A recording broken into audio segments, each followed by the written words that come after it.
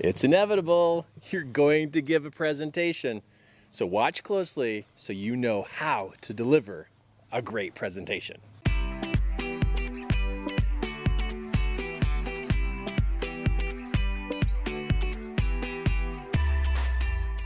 Sometime soon, you're going to be giving a presentation. It's inevitable. You know, because of who you are and your personality, that this presentation is going to happen.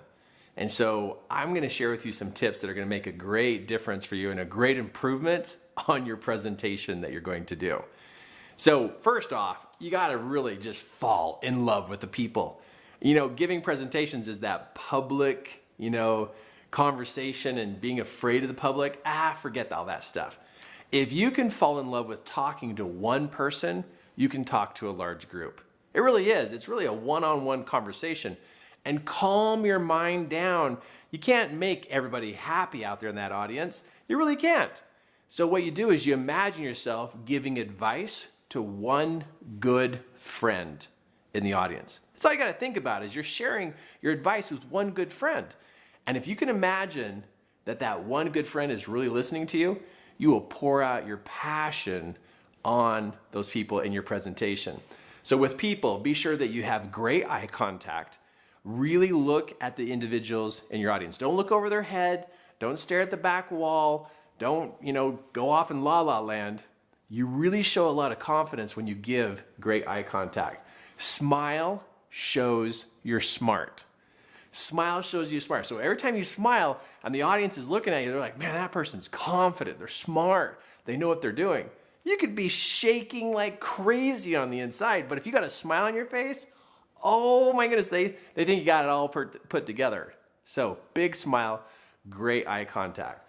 Now the other thing is when you're in front of an audience, you want to give attention to all areas of the room. Sometimes a presenter will stand there and just stare straight forward. And there's people sitting over on the right side and the left side, and they get no attention, not even a look in that direction. So be sure to address or connect with each section of the room. And wherever I'm speaking, I like to divide the room up into 3 sections, a left, a right, and the middle. And then I want to make sure I'm giving equal attention to each one of those areas. Great tips here to connect with the people. Second is your presence. And with your presence, something you can do to really raise that look of confidence is when you're standing up in front of people, lift your chin up just a little bit. Not way up there. That looks weird. But just raise your chin up just a little bit. Because most of us are looking down to the audience, and watch my face. When I look down, it actually looks like something's wrong. But when I look up, I look hopeful, like I have a vision of where we're going. So chin up.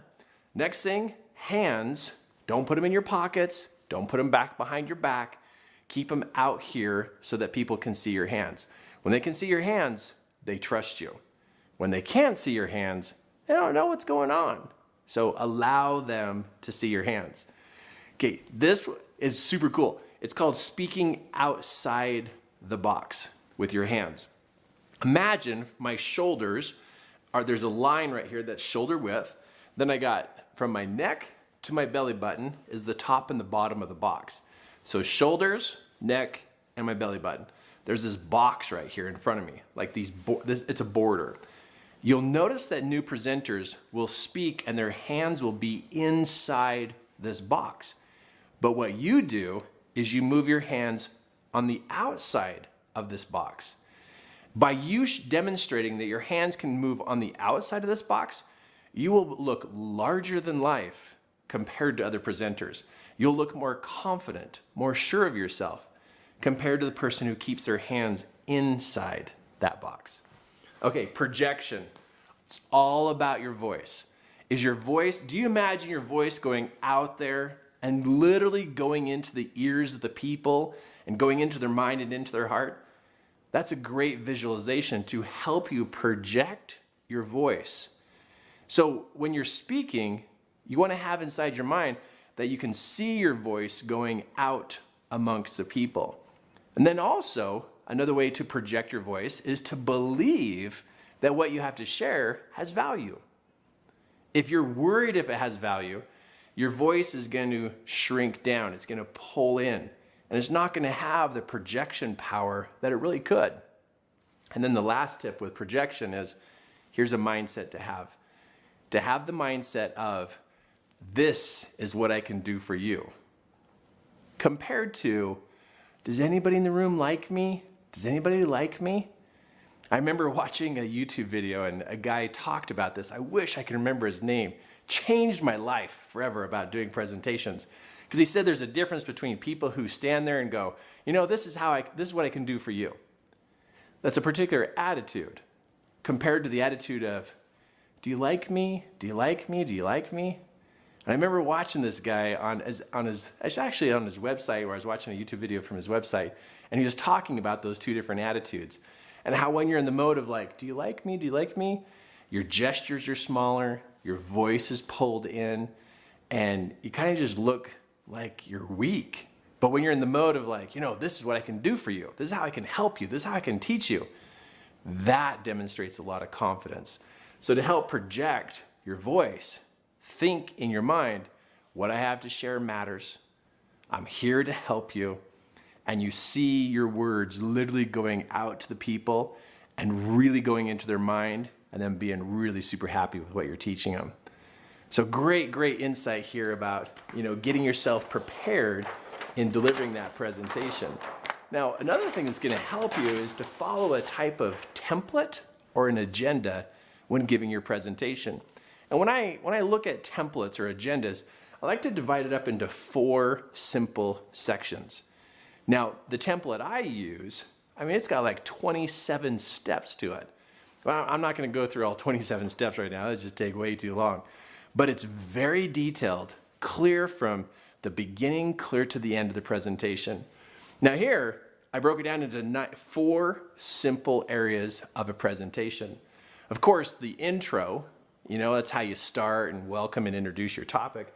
And then you got your content, of what you're sharing and what you're teaching. And then you have a moment where you motivate. I was just making sure I spelled that right. Where you're motivating the people to get them to really believe that the content's going to really help them. Then the last part, asking them to take some action. Now, of all 4 of these, where do you think people lack the most, or they skip the step? You want to know where they skip the step the most? Is at the end, to ask them to take action. It's cool that you taught them things, cool that you motivated them, but this one gets missed. And I'm going to work my way through these and show you some examples of each of these. But don't ever forget the ending. It's all about them taking new action in their life, right? Now, in the intro, something that's really great to start out with the intro is a story that literally opens up the topic or opens up the discussion that's going to happen. You can start out with a story, or you can literally just stand up and start out by introducing yourself, the topic, thanking those people who helped put the event together. So I've got 2 ways. One, open with a story, or open up with the general information of introducing myself and the topic. But to have 2 different options there of a storyline or the, covering all the steps of the introduction, that's been helpful for me, because that way it gives me a little bit of variety when I'm giving my presentations. Now, when I get into the content, I want to make sure that I'm covering everything about the content. And so I have these questions in my mind that I know that the audience has in their mind. They want to know why this is important. They want to know what is it that I'm teaching them. Then they want to know how it works or how to use it. And then they want to know, when should I use this? Where should I use this? And then the last thing is, who is this going to benefit? So that's literally my list of questions. It's why, the what, the how, the when, the where, and the who. And while you're putting your content together, write those questions down and ask yourself if you're answering all those questions. And most presenters don't. They totally skip out on like more than half of those. They only cover like 2 or 3 of those. But to be a great presenter, cover the why, the what, the how, the when, the where, and the who. Boy, if you do that, that is a very complete package of content. Now, when it comes time to motivate, This is where you get to literally paint the vision in this person's mind, in this audience's mind, of how this content is going to change their life. But the audience usually struggles with seeing how this is going to play out in their life. And so this is where you get to be the one to tell them. To say things like, now that you've learned these things here today, let's imagine for a moment what this is going to do for you. And then you lay out the scenarios. And so for me, in the motivating part, I've got to lay out a scenario for the man in the room, for the woman in the room, the business owner in the room, the parents in the room. But I tell these short scenarios of how this information could be used in their life and the outcome that can come from it. Now I tell them, now I don't know how much you're going to apply this, but these are some possibilities that can happen for you. So to help motivate them, create the story in their mind by sharing scenarios with them and helping them see the possible outcomes. That is a juicy piece when it comes to giving a presentation. And you will rarely find somebody who can really deliver this, because most people don't know it's important. Content does not change people's lives.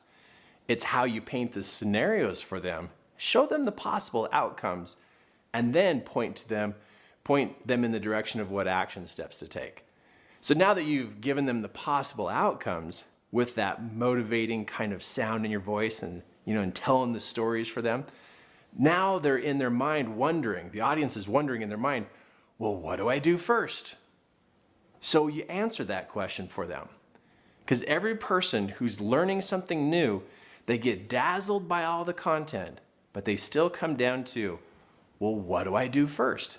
And if your audience does not know what the first step is, then there's not really any reason to take any more steps after that.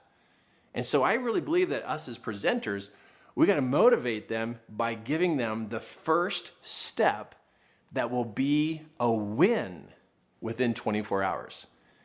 So at the end, when it's time to give action steps, I think to myself, what could they do in the next 24 hours that they could do? And then they'll feel really good about it. And they'll feel like they made progress. Because if they can take that action step and have progress, well, now they're more motivated to take the next step and the next one and the next one and the next one. But I'm in charge of giving the instructions to the audience. What is the next step to take?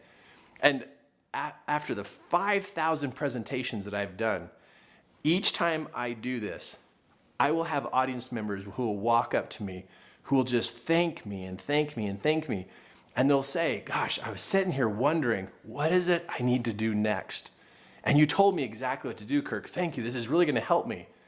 Because people are looking for the information, they're looking for the motivation, and now they just need to know, what do I do first? So you give it to them. So to me, this is a great, great way to organize a presentation. But remember, you can have the template, but if you don't address these that I covered first, you could get up there and be stale and boring, right? It's like, who's going to watch this person? They have no personality. They don't even look at us. They don't look confident. They look like they're scared. They're weak. So remember that this matters as much as putting together your content. Because if you don't have a great delivery system of you as a person, then you're going to be boring. Nobody's going to want to listen to you. You don't want to lose their attention, right? Because what you have is important.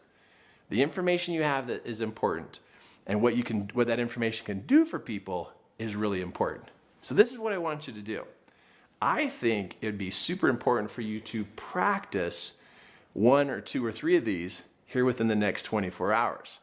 And the one I want you to practice is how you connect to people. You as a presenter, practice must happen every day. Now, I'm not talking about doing your presentation every day, but your ability to give good eye contact to people. When you're out at stores or you're with family or wherever you're at, you practice good eye contact. Practice smiling. Really, The muscles on the side of your face, when you start smiling a lot, it's like you're working the muscles right here. You might have to get a massage for your face because your muscles are so sore.